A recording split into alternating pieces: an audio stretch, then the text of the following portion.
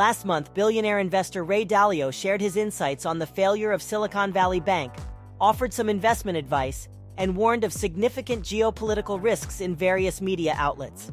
The founder of Bridgewater Associates and seasoned investor elaborated on why he believes the next 2 years will be extremely risky. Here are Dalio's 7 finest quotes from a Q&A session, his March newsletter, and videos published last month, with minimal editing for length and clarity. Ray Dalio on the failure of Silicon Valley Bank. Quote 1. I was requested to comment on the Silicon Valley Bank situation. I wish to convey that it is highly indicative of the entire economy. Therefore, there is its unique circumstance in the Federal Reserve guaranteeing all depositors. However, it is a common occurrence. It exists everywhere. I believe it to be a very classic occurrence in the very classic bubble-bursting phase of the short-term debt cycle. Second quote.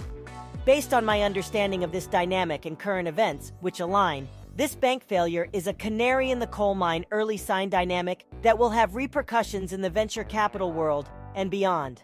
Ray Dalio on the future of the economy. Quote 3.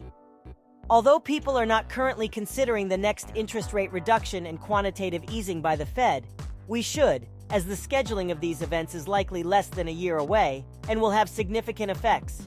I believe there is a high possibility that it will result in a significant devaluation of currency. Therefore, I believe that the financial and economic outlook for the next 2 years will be challenging. Ray Dalio on investment strategies. Quote number 4. In my opinion, we should be diverse. Keep in mind what I refer to as the holy grail of investing, which is to have 10 to 15 uncorrelated high-quality return streams. Hold a well-balanced portfolio that includes both assets that perform well when there are large productivity gains, equities, particularly those that benefit from new technologies that produce productivity increases, and assets that perform well when money is devalued. Hello, Kazillionaires. Do you enjoy this video so far? If so, don't forget to click the like button.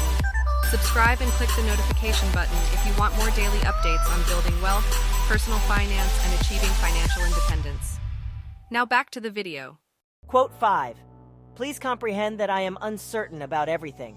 For this reason, I believe that the key to successful investing is achieving a balance of uncorrelated positive return sources so that one's portfolio has little or no tendency to rise and fall as market conditions improve and deteriorate. As I've repeatedly stated, this risk reduction can be accomplished without diminishing expected returns. Thus, this is my opinion and my recommendation. Ray Dalio on the geopolitical dangers. Quote 6. Let's not forget that the money credit debt market economic dynamic is accompanied by the internal conflict dynamic, especially the upcoming 2024 U.S. elections, and the external conflict dynamic. Most importantly, the U.S.-China conflict and the U.S.-NATO-Russia conflict, though others like that with Iran are notable. All of these conflicts are interconnected. Seventh quote, this setup suggests to me that there is a significant risk of 1, poor financial and economic conditions during a period of 2, internal conflict, and 3, international conflict, with the world being highly leveraged. In a summary, it appears to me that the next 2 years will be extremely perilous.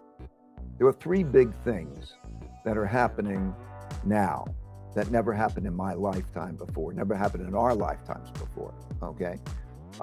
Those 3 things are an enormous amount of debt production, debt creation, and the monetization of that debt. Second, large internal conflicts of populism of the left and populism of the right, brought about by the largest wealth gaps and values gaps that we've had since 1900. This is all measurable. And then third, greatest amount of external conflict due to the first time in our lifetimes, a rising power or rising powers becoming comparable to the United States or the great world power to produce the conflicts that we're in. Now, when I look at that, my instinct is then to say, okay, I need to see the patterns.